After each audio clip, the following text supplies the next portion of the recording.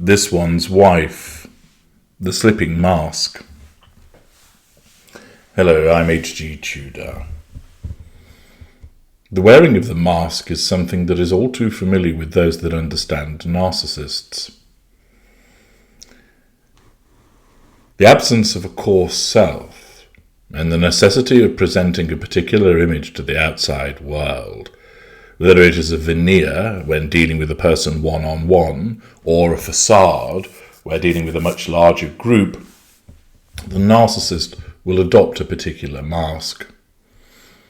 This is done to enable the narcissist to fit in with you, with her, with him, with them, and in so doing, make the relevant individuals easier to control, to be able to draw fuel from them, those character traits and residual benefits. By being like you are more likely to accept us. By being like you are more likely to be drawn towards us. This is why we mirror much of what you do. This is why our narcissism, dependent upon the type of sub-school that it is, seeks to adopt a suitable mask in circumstances. With some narcissists, you wouldn't even know that a mask is being used. With others, there is a short delay before it makes its appearance. That cherry picker of which I repeatedly make mention has just been slightly delayed in coming back from that virtual warehouse with the appropriate package which the narcissist then adopts. Having no emotional empathy, the narcissist does not feel how they would fit in with somebody. They don't feel a connection towards somebody else. They don't feel motivated to care, to exhibit compassion. It's generated, and in some instances doesn't even appear, but that is generated by the narcissism. Certain narcissists don't show compassion. They're completely devoid of both emotional and cognitive empathy. Nevertheless, they will still utilize a mask which causes them to fit in, so that you think that the person that is next to you is similar to you. For those narcissists that have cognitive empathy, the mask is perhaps somewhat more adept, for with it not only comes a particular facial expression, but mannerisms, behaviorisms, tone, words, etc., the sole purpose of which is to con you, to dupe you, to defraud you. Many people do not understand that the narcissist utilizes many different masks, not only in terms of the way that they deal with you, but also what they portray to the outside world. It might be, for instance, portraying a mask of concern for you, but also a mask of being a corporate raider, or the mask of being a family man, or a mask of being a particular influencer. We are chameleons. And the way that our narcissism functions is to enable us to put on and shift between different masks in order to get to the prime aims. The mask is part of the construct that is created to show to the outside world, to draw people to us, and to keep the creature at bay. Within this construct is the ignited fury, and, in some instances, the veneer might crack or the facade may fracture, and the ignited fury comes to the surface. It might be with the narcissist shouting and screaming at you. It might be by the provision of the death stare. And you have seen numerous instances where, with regard to this one's wife, the facade has struggled to stay intact as the ignited fury has fought to make its presence felt in order to enable her to assert control over somebody that has threatened her need for control. But here we have another commentator that doesn't really understand the dynamic that occurs between this one's wife as a narcissist and Prince Harry as the victim. GOTV, with an article by William Blythe Haynes, interestingly they seem to have dispensed this time with the enigmatically named Web Desk, runs with a headline, "This one's wife's mask is slipping without Prince Harry."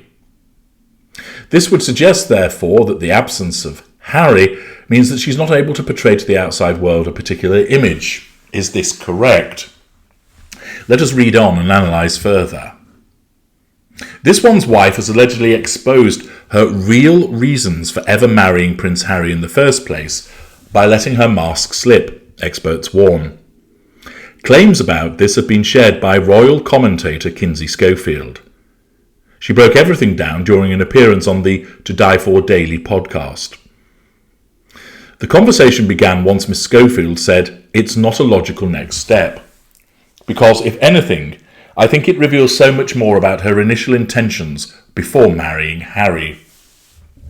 Why would you even want to do that after marrying into the royal family?"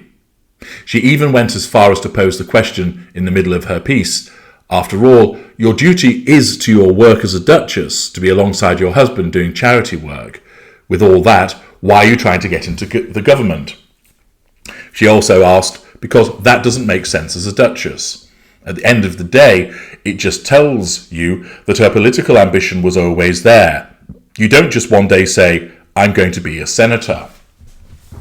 This commentary is demonstrative of an individual that doesn't understand the subject, namely this one's wife, and how her narcissism guides her. First of all, a narcissist may very well suddenly one day decide they want to enter politics and believe that they're ideally suited to do so. Even though they have no experience, no contacts, the narcissism decides that that is going to be an attractive thing to do to get to the prime aims. As I've made to you very clear previously, politics is an absolute honeypot for narcissists because it allows access to power through which control can be obtained. Many people, millions of people, with all the fuel that comes with that, and associated character traits, and of course residual benefits. Accordingly, it is very much the case that a narcissist could, just one day, out of the blue, decide that they're going to enter into politics. Furthermore, this ambition of hers to be political isn't a case of her mask slipping at all. Although it may well be the case that she has long held ambitions to enter politics, again, as a narcissist, it's a very attractive arena to head to, and her grandiosity and self-absorbed nature causes her to believe that she'd be most effective at it, it isn't a case of a mask slipping by allowing that to be known. Where the mask slips with a narcissist, it is to allow you to see that either there is nothing there or that you see the ignited fury, heated or cold. This isn't actually a case of the narcissist mask slipping. Furthermore, a narcissist would not see any difficulty in believing that she could discharge her obligations as a duchess alongside harbouring political ambitions. Why? Her sense of grandiosity, her magical thinking, her lack of accountability. The narcissism will not let her see that they are mutually exclusive, that if she's going to be a duchess, she can't enter politics. If she wants to be in politics, she can't be a duchess. But remember, her narcissism basically tells her, you're brilliant and amazing, you can do whatever you want. And therefore, she would believe, and to do so at an early juncture, that she could enter politics quite readily. I chose this article because it is an example of how somebody commenting upon this one's wife does so without a full understanding of what she actually is and what that actually means. That this isn't a case of a mask slipping. That is an instance of a narcissist believing that she's entitled to enter politics alongside being a duchess. That to the outside world that certainly does look mutually exclusive and incongruous. But within the world of this one's wife, it's entirely appropriate for her to do that. Over and over again, I've made it very clear to you that you can understand why this one's wife behaves in the way that she does by just looking at her behaviour through the prism of her narcissism. Notwithstanding the fact that I identified her narcissism years ago, it's still the case that there are numerous commentators, both below the line and in main articles, who still haven't grasped what she is, and therefore come to incorrect conclusions as to what is driving her behaviour. You, my valuable viewers, are not hampered by such an issue. I'm HG Tudor. Thank you for listening.